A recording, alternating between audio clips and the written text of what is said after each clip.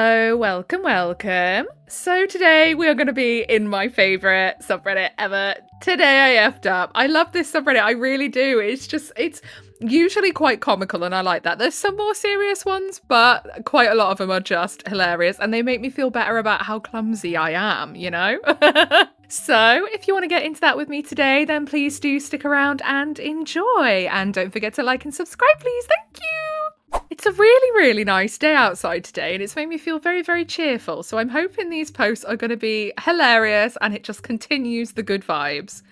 So the title says, today I effed up by forgetting I was wearing wireless earbuds during a Teams meeting. So I, 28M, work from home. I use wireless earbuds to take calls because I hate sitting still. Oh, same. I like to pace around while talking, clean the kitchen, or chase my cat out of forbidden zones. I am so glad I'm not the only one that has like no zones for the cats. One of them is the toilet. So in the UK, it's quite common for us to have like a little toilet room and then the bathroom right next door to it. And my cat, for some reason, one of them, she's not allowed in either. So the doors have to be kept shut because otherwise she will try and climb the mirror cabinet or she'll go into the toilet room and try and drink out of the toilet when my youngest has forgotten to flush it and left their pee in it, which is disgusting. Also something we're working on. Every time they remember to flush the toilet, I'm like, here, have a chocolate button. Training my child like a dog. It's working though. Yesterday we had a big Teams call, cameras off, one of those quarterly strategy syncs that basically translates to a 40-minute word salad from upper management and 10 minutes of question no one wants to ask. I had my earbuds in, I thought I was muted. Mid-call I started cleaning, talking to my cat. What the hell are you doing, gremlin? No, you can't eat plastic, you tiny moron. Then I fart loud, like a cartoon sound effect. I chuckle and go, Jesus, that was bold of me. I could just imagine your managers on the other end of the line like, what the hell is going on there? That's when I hear my manager, mid-sentence, pause. Then another colleague goes, is someone not muted? I looked down at my screen. Nope. I was audio host. Everyone heard everything. I died. Instant respawn. Left the call. Took a fake bathroom break. No! You should have just quickly muted yourself and pretended none of it happened. Taking the bathroom break was basically owning up to it. Later, my boss messages me, great energy today. I mean, at least they saw the jovial side of it. Kill me. TLDR, I was the host of a Teams meeting, paced around farting and roasting my cat. Everyone heard. I will never be safe again. This is something that I would do for sure. There is a reason that my folks always joke that I have a brain like a fart in a colander. Just all over the place all the time. So then down in the comments, Tales of Soraya says, great energy is hilarious. Loved the farts, man. Keep it up. And then Bag of Feet says, another reason to work from home. Localised farts. There's nothing worse than working in an office and then some dirty get lets rip after eating God knows what the night before. And it's always first thing in the morning. And it chokes you all out. It's disgusting. I'm so glad I don't work in an office anymore. I'm glad I work from home. That's all I can say. But then again, my tiny, naked, wrinkly work companions, they let out some pretty noxious gas themselves. And I feel I have to clarify for anyone that doesn't know, that means my Sphinx cats. That's not what I call my kids, okay? Next post, today I effed up trying to kiss my crush. So I've had a crush on this guy for ages, but I've got over a seizure condition. My seizures are usually caused by stress and getting overly nervous. Obviously, this goes amazing with having anxiety, lol. So basically, me and my crush are just on a walk, and I'm thinking it's going well, and he feels the same about me. I'm also freaking out internally because this could be the day we have our first kiss, which is terrifying, but in a good way. I don't know if that makes sense. I kind of get what you mean. It's like that nervous anticipation, isn't it? Scared anticipation. After like an hour or so, we're at the top of some hill just talking about random stuff, and he jokingly says, "This would be a great place to kiss." Ooh, he's dropping hints. This kind of stuff gets me really nervous and red, and I start laughing awkwardly. Then I half jokingly lean in to kiss him. Big mistake, lol. He leans in as well, literally pulling me in to kiss him, so I'm effing terrified of what's happening, but also super happy about it because I want to kiss him. Then, just before we can actually kiss, everything goes blank, and when it's not blank, we're sitting on the ground and he's just making sure I'm okay. He starts explaining that I had a seizure, oh no, and he's really sorry about it, still obviously checking if I'm okay and asking if he should call anyone. I'm like, nah, it's all good. Oh, bless ya. What an awkward time for that to happen. After all this happened, he asks, "I know this is probably a really awkward time to say, but I still think this is a good place to kiss. Is he trying to give you another seizure?" I agree with that and kiss him. So now we're dating. Lol. Ah, all happy endings. TLDR, I had a seizure trying to kiss my crush, but now we're dating now. Quick edit. I know it's not exactly an F up, but it started with an F up and ended really well. Lol. Quick edit 2. I know my writing style sucks, but I'm dyslexic and it's late, so it's easier for me to use a lot of acronyms. Don't worry about it. We can figure it out. We're all big and grown. So down in the comments, Smud1 says green flag guy. Shallow Alex says for real, hold on to him. And then Zior says, I mean, they're probably in middle school. People shouldn't be having lasting relationships at that stage. Some people do though.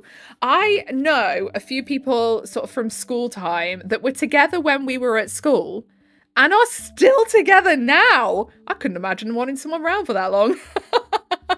And then Hosav says, why would they be in middle school? A quick look at their profile, you can see that they are at least 18, according to their own words, from their post history. Yeah. Oh, going back to that last post real quick, like, the thought of going on a date now and having to do all those things again, because it's been like, I shit you not, 5 years. It's been 5 years since I last went on a date. It's so scary.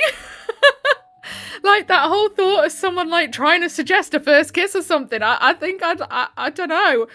I don't think I have the constitution to put up with the nerves anymore. Anyway, next post. Today I effed up by texting my boyfriend something meant for my therapist. Oh no. So I, 23F, recently started seeing a new therapist, and we've been doing the exercise where I text her how I'm feeling in the moment, unfiltered, instead of bottling it up. I save her number as Dr. C in my phone. That's a really good idea, actually. Like, that's a good idea, although I feel sorry for your therapist getting rant text messages all the time. My boyfriend's name? Christian. Take a wild guess what happened. I had just gotten out of a rough meeting at work, was PMSing, and had a complete breakdown in the parking lot. I sent a long, ugly message that said, I feel like nobody really likes me. They just tolerate me, even Christian. I love him, but sometimes I think he's still with me because it's easier than breaking up. I feel broken and small and exhausting to love. I hit send and realised 2 seconds later, wrong Christian. Yeah. I texted my boyfriend that I think he's only with me out of convenience. Oh, wow. Oh, no. He called. I ignored it. He showed up at my apartment an hour later and just said, we need to talk. I cried. He cried. He said it hurt, but he was glad I told him the truth. Yeah, because I mean, it's less about him, isn't it? It's less about him and it's more about how you see yourself. And I think it's good to get those things out and be open with that.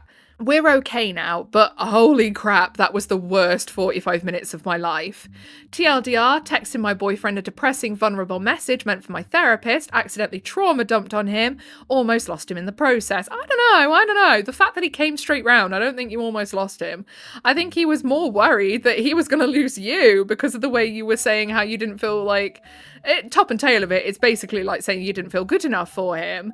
So I think you're just worrying over nothing. I think it was probably actually a bit of a good thing because he can see where your head's at that moment, you know? Obviously not the best out of the blue and out of context, but there we are, accidents happen.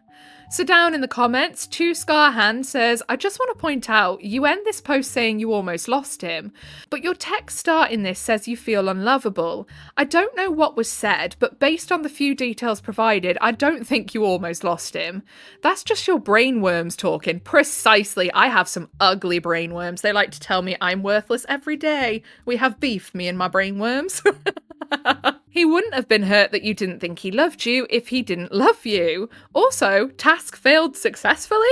Talking with your significant other about your emotions is important, even the uncomfortable ones, especially the uncomfortable ones. This definitely would have come up eventually. Just when you were both emotionally ready, sending a text kind of rushes things, but seems really to have all worked out. Speedrun strats. Yeah, exactly. It's, like I say, out of context, it's not the best thing to get out the blue, but I do think it's good that he's heard from you how you're feeling about yourself in that moment, rather than, like you say, bottling it up and then it becoming a huge thing down the line. Superglue then says this, 100%. He dropped everything to call, text, and came to see you to talk it out. That man cares for you. Open up and let him love you, girl. You're special, you have value, you deserve to love and be loved in return.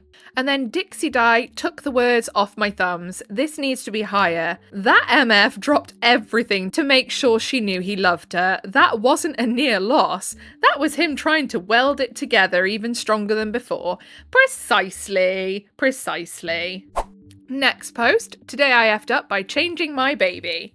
So, my extended family is staying together for the 4th of July, and because of reasons, the baby changing station is in my parents' bedroom.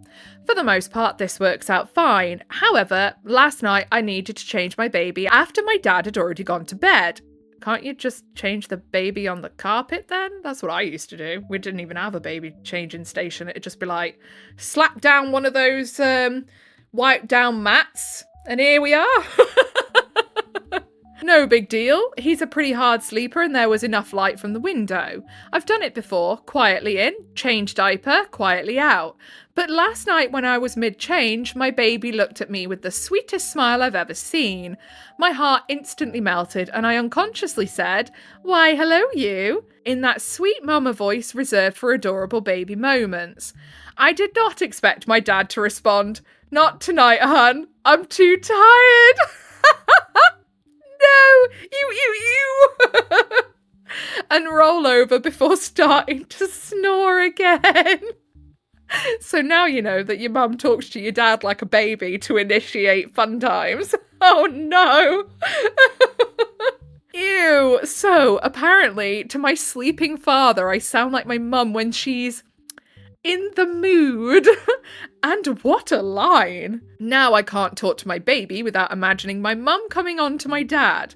I'm practically grumbling at my son, and he's doing all the cute things he can to get me to say something sweetly. But my dad is here, and I just can't. TLDR, I said something cute to my baby and learned what my mum's sexy voice sounds like. Oh no. Hello, trauma. No, but seriously, why can't you just change your baby in a different room? Like, you don't need a whole station. Just like, have a nappy on hand, have some wipes, you know, maybe a towel if you haven't got one of those wipe clean floor mats, and away you go. It doesn't need to be such a difficult process. So, down in the comments, Wix Kit the Lovely says, "Come out of the room and tell your mum, just so you know, Dad's not in the mood." OP then says, "I could never, but honestly, she would probably laugh," which somehow makes it worse. And then Red Wings 1319 says, honestly, try to find the humor in this instead of the ick. It was a completely innocent response, and sorry, but you're here, so your parents have had S. No, actually, thank you. I was bought by the stork. They never once touched each other. Actually, don't tell me that. I will become very disturbed. And even more the ick, the fact that you've had a child means that they know that you've had S too. I don't even want to think about the fact that I had S with my exes, thank you. So again, my kids came from the stock. That they still are sexually attractive is really great for their marriage. I mean, it's lovely for them, I'm happy for them, but nobody wants to think about their parents getting down and doing the nasty, do they? Especially not when now you know that your parents getting down and doing the nasty when your mum's like trying to initiate. She sounds like you doing baby talk. That's another level of disturbed. Okay, and on that note, that's where we're going to leave it for today. I'm thinking I could probably do with a therapist, but it's a good job that it's too expensive in this country to get one of those. Otherwise, I would probably be disturbing the person who's supposed to help me with my disturbances. If you made it all the way to the end with me today, then I appreciate you very much. If you leave a little like, subscribe, notifications on, I'd appreciate you very much. And that's your initiation into the cult of void. So why would you not want to do that? Okay, welcome, welcome. Come on in. Whatever it is you're doing for the day, I hope you have a really good rest of the day. Goodbye.